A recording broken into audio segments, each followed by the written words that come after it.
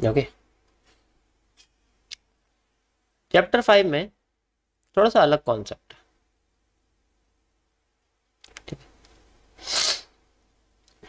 है। याद होगा मैंने आपको एक स्ट्रेटेजी बताई थी अपनी, द ड्रैगन करके।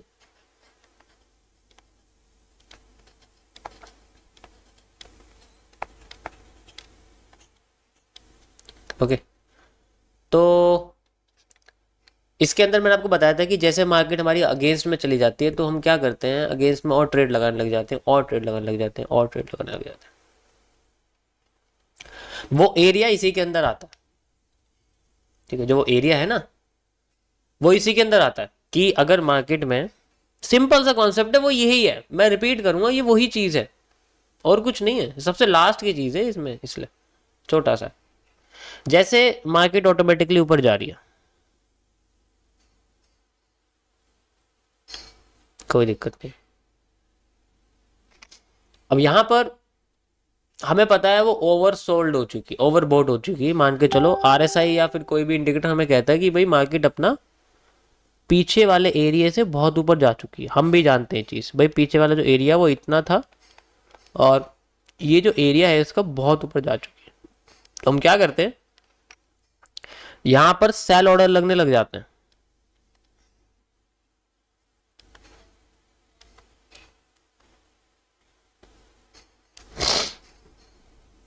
मान लो ऐसा नहीं फेवर में आई तो एक डिफरेंस रखता है, एक डिफरेंस रखा जाता है अगली ट्रेड को दोबारा से लगाने के लिए एक और। अब ये इसमें जो लॉट लगता है वो बहुत ही कम होता है, बिल्कुल लीस्ट लॉट होता है वो जो होता है। जैसे मैं बोल के चलूँ, अगर मेरा बैलेंस यहाँ पर 10,000 रुपये है ना, 10,000 तो नहीं चल पाएगा ये बिंदा ऐसे में, 10, चलो मान लो फिर मैं करूँ 10,000 रुपये है ना, तो इसमें जो लॉट है वो बेसिकली कितना लगेगा, सबसे कम 0.01, जो लीस्ट लॉट होता है वो लगता है, बिल्कुल लॉट जो होता है लीस्ट होता है। अब इसमें अगर मार्केट यहां से 100 पॉइंट या 500 पॉइंट और ऊपर चली गई मान लो, ठीक है, मैं ये कहता हूं कि चलो 100 पॉइंट ऊपर चली गई, तो दोबारा यहां पर फिर से एक सेल,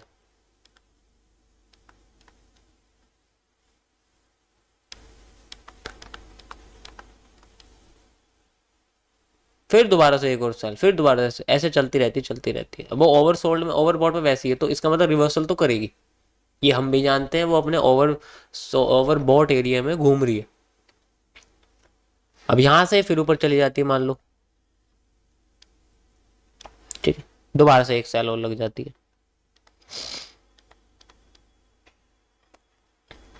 अब जब ये नीचे गिरती है तो नीचे गिरने के लिए इसे सिर्फ 100 पॉइंट अगर नीचे आ जाए तो ये इसका जो हमारा जो ओवरऑल पीएनएल है वो 0 पे आ जाता है, इस जगह पर सेंट्रल ट्रेड पर 0 पे आ जाता है, ठीक है, समझ रहे हो।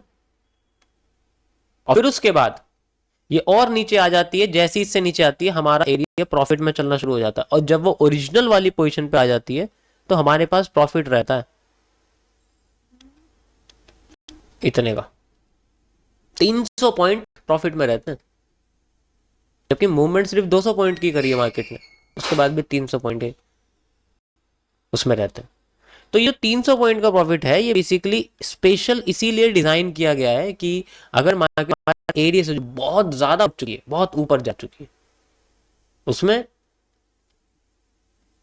वो रिवर्स करने के लिए पूरी कोशिश करती है। इस चीज को हम लोग बोलते हैं डी हेजिंग। हेजिंग तो फेवर और डी फेवर दोनों में होती है, लेकिन जो डी हेजिंग है इसको हम लोग डी हेजिंग कहते हैं। देखो मेरा अपना बनाया कॉन्सेप्ट है इसलिए कह रहा हूं, इसलिए इसका अलग नाम है। और ये one of the most accurate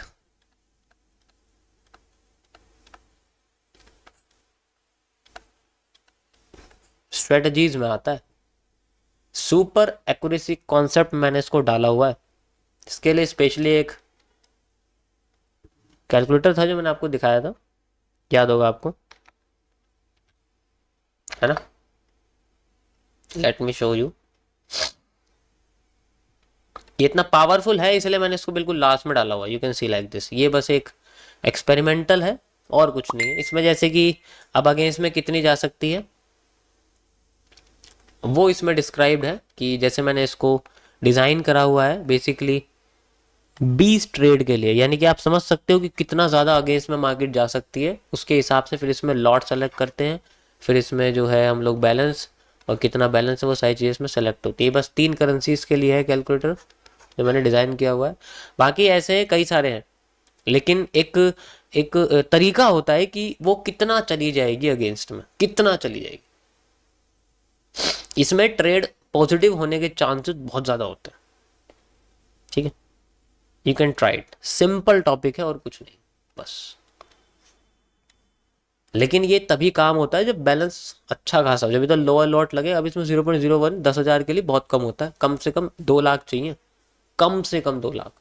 क्योंकि अगर मान लो मार्केट 10,000 पॉइंट अगेंस्ट में चली गई ना, तो तुम्हें पता है कितनी ट्रेड लगेगी? कम से कम 20 ट्रेड। और 20 ट्रेड का मतलब है यू कैन ट्राई, बस एक बार ट्राई करके देखना, आप समझ के देखना मार्केट में ऐसे मूव कर रही है तो हम लोग ऐसे ऐसे करते तो क्या होता, ऐसे ऐसे करते तो क्या होता, वो चीज़ मैं तुम्हें बता रहा हूँ।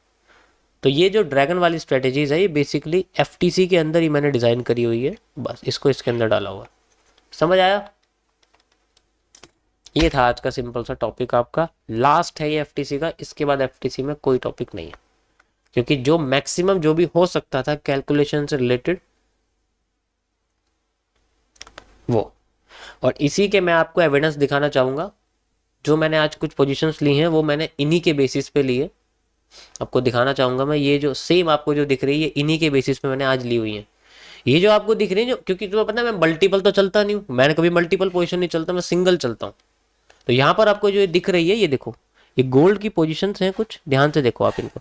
सेम लॉट है सबका, इसका अलग है, यानी कि ये अलग है, ये अलग है, ये अंगल, ये तीनों सेम है। 36, 34, 38 आप अलग अलग देख सकते हो, ये अलग अलग टाइम पे क्लोज हो सकती है, ये कह सकता हूँ। अब देख सकते हो इसमें ये है बड़ा, उससे बड़ा, तो इसमें क्या है कि वो सबसे ऊपर है, वो नीचे नीचे नीचे आई जा रही थी वो। तो ये वही चीज है जो आपको दिखा रहा, इसलिए मैंने बोला कि मैं टेस्टिंग कर रहा था ताकि मैं दिखा सकूं कि एक्चुअल में तो प्राइस मैच कर सकते हो तुम चार्ट के साथ, तुम्हें ऑटोमेटिकली दिख जाएगा यहाँ क्या है। सेम ऐसे ही डाउन साइड के लिए होती है, जैसे कि आप ये बिटकॉइन की भी देख सकते हो, सेम चीज है। दिख रहा है आप लोग? ओके, तो यहां पर लॉट सेम है, पोजीशन में इंक्रीमेंट है जैसे ही वो 200 पॉइंट ऊपर चली जाती है, 200 300 पॉइंट, देखो 200 300 पॉइंट, 300 500 800, 200 300 पॉइंट का डिफरेंस है ना, तो ये वही डिफरेंस है। और डिफरेंस में देखो जैसे वो फेवर में आई जा रही है वो क्लोज हो जा रही है। समझ आया?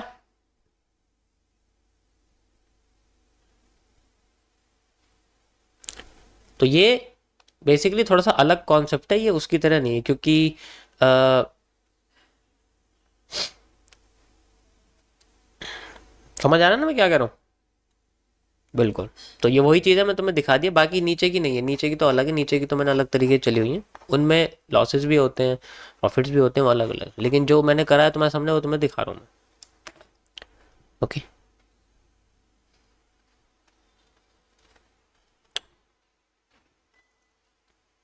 so this is the topic of today and we have a rest.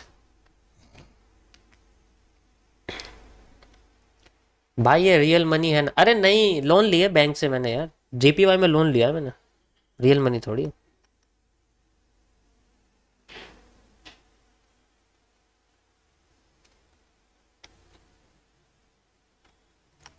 ऐसी ऐसी बात करते हैं लोग, मतलब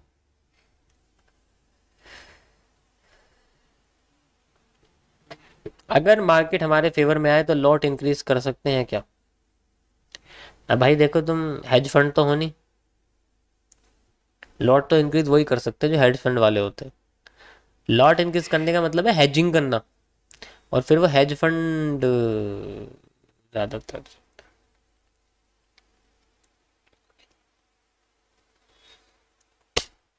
सिंपल सा टॉपिक है बस।